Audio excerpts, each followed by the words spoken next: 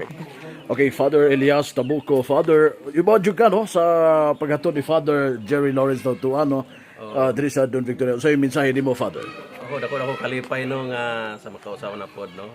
Na na-assign nga kauban yung pari. Although lipay man tayo bisag kinsa nga pari nga magpaano ako lumbano, maunsa mo religious.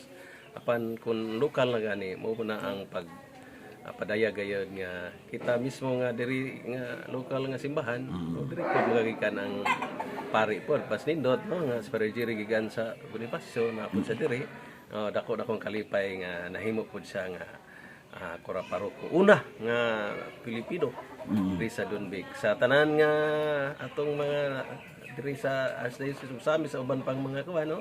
Dako na to ning kalipay nga nanapoy medyo bagong kuan pero karaan naman gid atong simbahan. Yeah, pero dili ni bago sa Archdiocese of Sami, kisa ko pagili sa Archdiocese of Sami. So, of course no.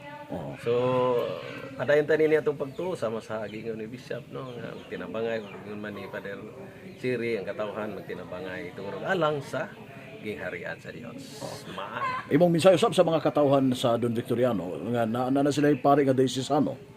Sa mga tanang katawhan dinhi sa Don Victoriano, padayon manggihapon ta nga magtinabangay hinaot nga padayon gid gihapon nga uban sa gugma panagiusa nga naa na ang lain usab nga bagong pari nga moalagad alang sa katawhan sa Dios dinhi sa Don Victoriano. Okay, si Father Elias Tabuco ang atoang parochial vicar sa St. Michael the Archangel sa Tangub City.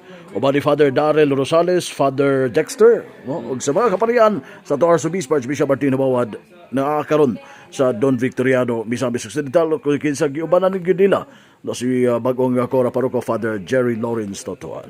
Okay, salamat.